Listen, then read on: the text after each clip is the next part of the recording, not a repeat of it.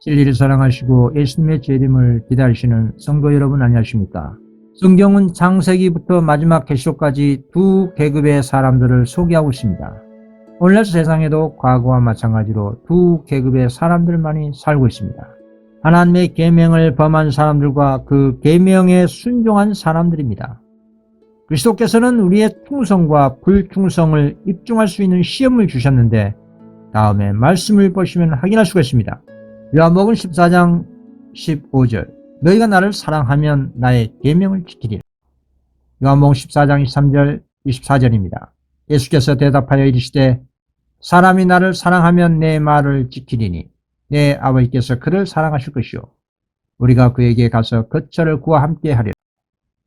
나를 사랑하지 아니한 자는 내 말을 지키지 아니하나니. 오늘 말세의 라오디아 교회 시대의 두 부류의 그리스도인을 두 아들의 비유를 통해서 마지막 때 이 지속시대의 믿음으로 말미암는 의와 구원에 대해 살펴보겠습니다. 마태복음 21장 18절 이후에 주님께서는 무리들에게 이런 질문을 합니다.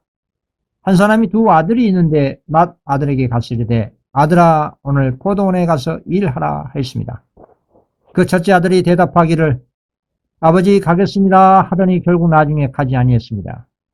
그리고 둘째 아들에게도 똑같이 말했습니다. 그런데 그 둘째 아들은 맏 아들과 달리 싫습니다. 한 이후에 자신의 행동을 뉘우치고 포도원에 가서 일을 했습니다. 이 비유 가운데 나오는 아버지는 하나님을 대표하고 포도원은 교회를 대표합니다. 주님께서는 두 아들 가운데 누가 아버지의 뜻대로 행동했냐 물으니 무리들이 둘째 아들이라고 대답했습니다. 그렇습니다. 주님께서는 나더러 주여 주여 하는 자마다 천국에 들어갈 것이 아니요 다만 하늘에 계신 내 아버지의 뜻대로 행하는 자라야 들어가리라 라고 말씀하셨습니다. 사람의 진실성의 그 증거는 그 사람의 말에 있지 아니하고 그 말과 일치하는 행동에 있다고 하신 것입니다. 사람의 언행 일치의 생애는 하나님의 최고의 기적 중의 기적입니다. 주님께서는 어느 누구에게도 너희가 남보다 더 나은 말을 하는 것이 무엇이냐고 묻지 않으셨습니다. 너희가 남보다 더 하는 것이 무엇이냐고 물으셨습니다. 너희가 이것을 알고 행하면 복이 있으리라. 이렇게 말씀하신 그리스도의 말씀은 우리의 구원과 직결된 말씀입니다. 행실이 따르지 않는 말은 아무 가치가 없습니다. 이것이 바로 두 아들의 비유를 통해서 주신 교훈입니다. 그렇습니다. 이 두 아들의 비유는 오늘날 예수님 오시기 직전에 살고 있는 뜨뜻미지근한 라오디아 교회 시대의 두 부류의 신자를 잘 설명해 주고 있습니다. 두 부류의 아들들은 아버지께서 다 사랑하는 존재들입니다. 그러나 문제는 말만 하고 행동하지 않은 큰 아들과 처음에는 말을 듣지 않다가 나중에 자신의 행동을 회개하고 포도원에 들어가 아버지 말씀에 순종한 둘째 아들 가운데 우리 각자 자신은 어떤 아들에 속한 자라고 할 수가 있을까요? 분명히 예수님을 마음에 받아들이고 믿음의 생애를 시작할 때에 침례를 통해 하나님 계명을 충성하겠다고 주님과 언약 관계를 맺습니다. 그러나 처음과 달리 나중에는 대부분 뜨뜻미지근한 신앙으로 타락하여 맏아들같이 행동을 합니다. 교회 역사적으로 보면 이 같은 맏아들과 같은 영적 상태를 보여준 단체가 이스라엘 유대교입니다. 모세 시대 때 시내산에서 하나님 음성으로 십계명 율법이 선포되었을 때에 모든 백성은 순종하겠다고 맹세했습니다. 그러나 그들은 며칠 못 가서 금송아지 숭배하는 배교를 하고 말았습니다. 그리고 그리스도께서 당시의 유대교회의 권위와 신령한 능력에 대한 증거를 충분히 보여주셨습니다. 그러나 그들은 그 메시아의 증거를 보고 확신했지만 그 증거를 마음에 받아들이지는 아니하고 고의적으로 거절했습니다. 예수님께서는 그들이 순종하고자 하는 정신이 없었기 때문에 불순종하기를 계속했다고 이렇게 말씀하셨습니다. 너희 유전으로 하나님의 말씀을 폐하는도다. 사람의 계명으로 교훈을 삼아 가르치니 나를 헛되이 경배하는도다 라고 말씀하셨습니다. 비유 가운데 가겠습니다 라고 대답한 아들은 받은 빚이 큰 세력을 상징합니다. 그들은 신실하고 순종하는 아들처럼 보였지만 시간이 경과함에 따라서 그 고백이 결국은 진실하지 못했다는 것이 드러난 것이었습니다. 이와 같이 과거 유대교회는 자신들의 성결함을 자랑했지만 시험을 받았을 때에 부족함이 드러났습니다. 하나님께서는 세상을 축복하신 일에 당신과 동역자가 되도록 하시기 위하여 이스라엘을 부르셨습니다. 그러나 자신들의 말로는 하나님의 부르심을 받아들였다고 주장했지만 실제로는 그 행동으로 순종하기를 거절했던 것입니다. 그리고 자신들의 의를 의지하고 자랑하고 실상은 하나님의 계명을 불신하고 맡긴 복음의 사명을 거절했습니다. 그리하여 주님께 범죄한 그 유대 교회의 운명은 어떻게 되었습니까? 결국 다니엘서 예언대로 유대인들에게 할당된 490년의 은혜 시간이 때가 찬 영구로 이교 로마에 의해 서기 70년에 망하고 말았습니다. 이 같은 맏아들의 상징과 표상은 오늘날 영적 유대인하고 자부하는 셋째 천사 기별을 믿노라는 대표적인 라오디아 교회인 SDA나 RM, IMS 이런 안식일 재림 교회들입니다. 오늘 마지막 때 지성시대의 현대 진리를 믿노란 단체들이 예수님의 재림을 촉진하는 마지막 경고의 기별인 짐승의 피를 받지 말라는 경고와 예수 믿음과 하나님의 계명을 지키는 이 기별을 교회와 세상을 향해 노아와 같은 그런 입장에서 성실하게 증거하고 전파했다면 우리 예수님은 진작 오셨을 것입니다. 과거 19세기 초중반 재림운동 때 첫째, 둘째 천사 기별이 성취된 시점에서 마지막으로 셋째 천사 기별을 깨달아 하나님의 능력으로 전파했다면 그 당시 예수님께서 오셨을 것이라고 하였습니다. 또한 19세기 후반 존스 와건의 믿음으로 말미암는 의의 기별인 셋째 천사 기별을 참으로 마음에 받아들였더라면 2년 후에 천국에 가 있었을 것이라고 화이 선지는 계시를 통해 보았다고 했습니다. 그런데도 불구하고 오늘날까지 라오디아 교회가 영적 혼수 상태에서 깨어나지 못한다면 그 직무유기한 죄악은 하늘에 사무쳐 분명히 심판을 받을 것이고 그 심판은 받은 빚에 비례해서 크게 받게 될 것을 참된 증인 그리스도께서는 경고하십니다. 계시록 3장 15, 16절입니다. 내가 내 행위를 아노니 너가 차지도 아니하고 뜨겁지도 아니하도다. 너가 차든지 뜨겁든지 하기를 언하노라. 너가 이같이 미지근하여 뜨겁지도 아니하고 차지도 아니하니 내 입에서 너를 토하여 버리리라. 그렇다면 기존 셋째 천사 기별을 믿노라는 라오디아 교회들이 마지막 복음 사명을 성취하지 않는다면 누가 이 마지막 복음 사명을 수행하게 될까요? 둘째 아들이 하게 되는 것입니다. 둘째 아들은 처음에 가지 않는다고 했습니다. 그러나 나중에 정신 차리고 자신의 잘못을 회개하고 아버지 말씀에 순종했습니다. 예수님 당시 둘째 아들을 상징 표상한 무리들은 셀이나 창기들 이 미천한 계급의 사람들이었습니다. 그래서 주님께서는 이렇게 말씀하셨습니다. 마태복음 21장 31절 32절입니다. 그 둘 중에 누가 아버지의 뜻대로 했느냐? 이르되 둘째 아들입니다. 예수께서 그들에게 이르시되 내가 진실로 너희에게 이르노니 세리들과 창녀들이 너희보다 먼저 하나님의 나라에 들어가리라. 요한이 의의 도로 너희에게 왔거늘 너희는 그를 믿지 아니하시되 세리와 창기는 믿었으며 너희는 이것을 보고도 끝내 뉘우쳐 믿지 아니하였도다. 그렇다면 오늘날 둘째 아들은 누구를 상징 표상하는 것일까요? 그들은 세상과 천주교와 개신교와 명목상 재림 신도 가운데 있는 성실한 자녀들입니다. 그래서 성경의 마지막 셋째 천사 기별에 추가된 밤중 소리가 바로 이 음성인 것입니다. 또 내가 들으니 하늘로부터 다른 음성이 나서 이르되 네 백성아 거기서 나와 그의 죄에 참여하지 말고 그가 받을 재앙들을 받지 말라. 계시록 18장 4절의 말씀입니다. 타락한 단체에서 아직까지 나오지 못한 주님의 백성이 남아있기 때문에 그 바벨론에서 나오라는 최후의 경고를 하는 것입니다. 이렇게 바벨론 가운데 나오는 성실한 자녀들이 마지막 복음 사명을 수행할 둘째 아들을 상징하고 있는 것입니다. 이들은 분명히 마음의 성령의 깨우침으로 회개와 예수 믿음과 셋째 천사의 전진된 빛 가운데 인도함을 받고 넷째 천사 그리고 마지막으로 최종적으로 다섯째 천사들의 사명까지 깨닫게 될 것입니다. 하늘의 생수를 마셔본 경험이 있는 영혼은 지속적으로 자신에게 예수를 더 달라고 할 것입니다. 그리스도의 은혜를 맛본 사람은 현재에 만족하지 않고 사슴이 시냇을 찾기에 갈급한 것처럼 성령의 생수를 더 갈급할 것입니다. 하늘의 생수는 담이 없는 샘솟는 생수입니다. 한 번 맛을 본 사람은 지속적으로 그 은혜의 생수를 마시기를 원하기 때문에 진리의 말씀을 연구하는 데 멈춤이 없는 것입니다. 그래서 예수님께서는 사마리아 여인과 대화 가운데 이런 말씀을 하신 것입니다. 세상이 주는 물을 먹는 자는 다시 목마르지만 예수님 당신이 주는 물을 마시는 자는 영원히 목마르지 아니하고 내가 주는 물은 그 속에서 영생하도록 솟아나는 샘물이 되리라 라고 하신 것입니다. 그렇습니다. 하나님의 은혜의 맛을 본 사람은 그 맛 때문에 복음 사명을 밤낮으로 즐겨 순종하는 것입니다. 이것이 오늘날 지성시대의 믿음으로 말면 의와 구원의 열매라고 하는 것입니다. 지성시대의 믿음으로 말면 의와 구원의 조건은 그 시대에 받은 빛에 충성하는 것입니다. 오늘날 마지막 때 지성시대의 구원의 빛은 셋째 천사의 기별입니다.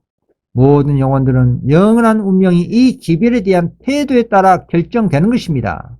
셋째 천사 기별에 대한 예수 믿음과 죄에 대한 회개와 안식일 계명 포함한 모든 계명을 순종한 것이 구원의 조건입니다. 이 같은 영생의 조건은 에덴이나 지금이나 앞으로도 동일합니다.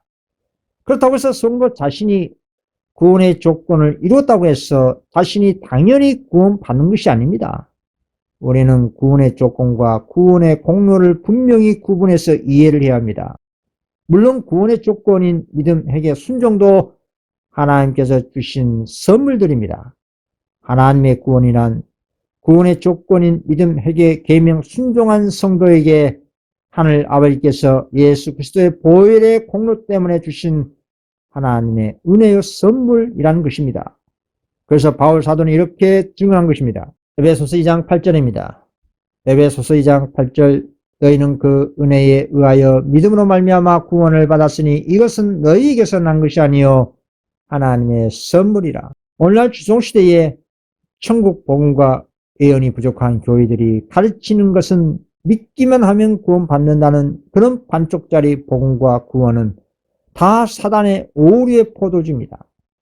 성경적인 참 구원은 예수 믿음과 회개와 계명을 순종한 자녀에게 그리스도의 계속적인 피의 공로 때문에 주신 하나님의 선물입니다. 그리고 믿음과 회개와 순종한 자녀들은 자신들이 해야 할 일들 다 한 후에 주님께서 가르쳐 주신 대로 이렇게 행동해야 합니다. 누가복음 17장 10절입니다. 이와 같이 너희도 명령받은 것을 다 행한 후에 이르기를 우리는 무익한 종이라 우리가 해야 할 일을 한 것뿐이라 할지라. 구원의 조건을 온전히 이룬 후에 아버지 우리는 무익한 종입니다. 우리가 해야 할 일을 당연히 한 것뿐입니다. 저희는 구원받을 만한 공로가 일체 없습니다. 주님 당신의 뜻대로 하시옵소서 라고 통회한 심령으로 주님께 자신의 운명을 온전히 맡기는 것입니다. 이렇게 구원의 조건을 수행한 성실한 자녀들에게 예수 그리스도의 피의 공로로 결실을 맺어 최종적인 영생이 하나님의 선물로 주어진 것입니다. 그래서 참된 구원의 성공 공식은 인간의 노력과 하나님의 능력이 연합하여 이루는 하나님의 의의 역사인 것입니다. 이처럼 지성시대의 모든 진리를 겸손한 마음으로 기도하고 연구하는 사람에게 더 많은 예언의 빛과 늦은 비의 신앙의 경험을 하도록 우리 주님께서 축복하실 것입니다. 이런 사람은 욥과 같은 늦은 비의 성령의 경험을 하게 될 것입니다. 욥의 환난은 마지막 때 지성소 진리를 믿는 여자의 남은 자손인 14만 4천 성도들이 경험하게 될 짐승의 표 환난과 칠재앙과 야곱의 환난의 경험을 표상하는 것입니다. 욥의 신앙과 믿음을 통해 오늘날 지성시대의 믿음으로 말미암는 의와 구원에 대해 깊이 생각해 봐야 합니다. 주님께서는 땅을 두루 다니다가 욥을 유심히 간탄한 사단에게 이렇게 증거하였습니다. 욥기 1장 8절입니다. 여호와께서 사단에게 이르시되 너가 내 종 욥을 주의하여 보았느냐. 그와 같이 온전하고 정직하여 하나님을 경외하며 악에서 떠난 자는 세상에 없느니라 라고 하신 것입니다. 자, 그런데 문제는 주님께서 왜 욥을 참수한 사단에게 그 엄청난 시험과 시련을 욥에게 허락하신 것일까요? 주님께서는 욥을 내 종이라고 했습니다. 내 종이라는 것은 하나님께 속한 거룩한 것이란 뜻입니다. 또한 욥은 온전하고 정직하고 하나님을 경외하여 악에서 떠난 자가 세상에 없다고 했습니다. 이 얼마나 놀라운 칭찬입니까? 그런데 주님께서 어떤 섭리로 사단의 고소를 받아들이고 욥에게 그 엄청난 환난을 허락하신 것일까요? 분명한 이유가 있습니다. 그렇습니다. 주님께서는 당신의 종 욥을 신뢰하고 믿었지만 욥의 내면에 욥 자신도 모르는 자신의 의를 의지함을 보신 것입니다. 욥기서 27장 6절입니다.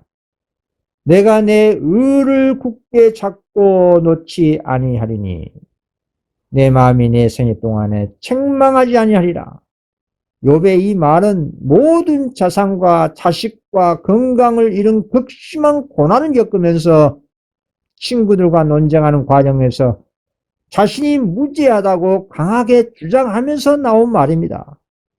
욥이 자신의 의를 주장한 것은 자신이 이런 엄청난 고난을 당할 만한 어떤 죄도 주님께 노골적으로 고의적으로 지은 것이 없기에 당당하게 자신의 의를 친구들에게 변박한 그런 주장인 것입니다. 그래서 욥은 자신의 고난이 부당하다고 생각하고 자신을 학대한다고 생각한 주님께 이렇게 항변합니다. 욥기서 10장 3절입니다.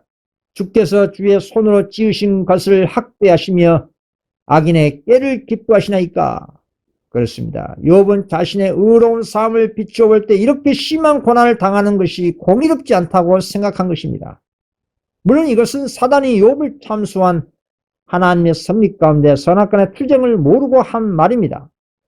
그리고 욥의 항변에 대해 주님께서 직접 응답하시면서 당신의 섭리를 온전히 이해하지 못한 욥에게 이렇게 지적하십니다.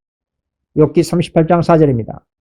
내가 땅에 기초를 놓을 때에 너가 어디 있었느냐? 하나님은 욥에게 창조의 신비와 자신의 전능하심을 보여주시면서 인간이 모든 것을 이해할 수 없음을 깨닫게 하십니다. 그리고 욥은 하나님 말씀을 들은 후에 자신의 의를 주장한 것에 대해 겸손하게 회개합니다. 욥기 42장 6절 그러므로 내가 스스로 거두어 드리고 티끌과 제 가운데 회개하나이다.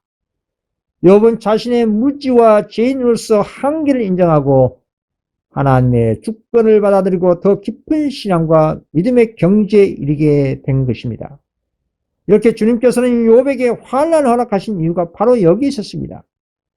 욥처럼 온전하고 순전하고 악에서 떠난 자가 구원받을 만한 조건을 온전히 이루었다 할지라도 그 누구도 구원받을 만한 의의 공로가 티끌만큼 없다는 것입니다. 그리고 우리 자신이 모르는 티끌만한 의를 내세우고자 하는 자아가 내면에 깊이 숨겨 있는 것을 주님께서는 환난을 통해 욥 자신에게 보여주시고 오늘날 우리에게도 교훈을 주신 것입니다.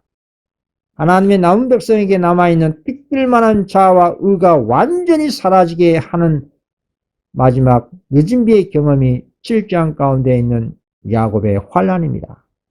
그래서 마지막 때 주님의 남은 자손들이 욥처럼 온전한 신앙과 믿음을 보유할 때에 최종적으로 짐승이표 야곱의 환난의 경험을 통해 티끌만한 불순물을 완전히 모두 제거하고 정금으로 나오게 하는 것이 하나님의 구속의 계획인 것입니다. 욥기 3장 10절 나의 가는 길을 오직 그가 아시나니 그가 나를 단련하신 후에는 내가 정금같이 나오리라. 그러나 다시 강조하자면 정금 같은 믿음과 품성을 보유했다고 할지라도 구원의 공로는 오직 하나님과 우리 죄인 사이에 계신 우리의 중보자이신 예수 그리스도 때문에 구원받는 사실을 성경 끊임없이 반복해서 가르쳐주고 있는 것입니다. 그래서 욥은 자신의 상태와 한계를 절감하고 자신의 고난 가운데 하나님과 자신 사이에 중재자가 있기를 간절히 원했습니다. 욥기 9장 32절에서 33절입니다. 하나님은 나처럼 사람이 아니시니 내가 그분께 대답할 수도 없고 함께 법정에 설 수도 없구나. 우리 사이에 판결할 중재자라도 있어서 그가 우리 사이에 손을 얹어준다면 좋으려면. 욥기 16장 19절에서 21절.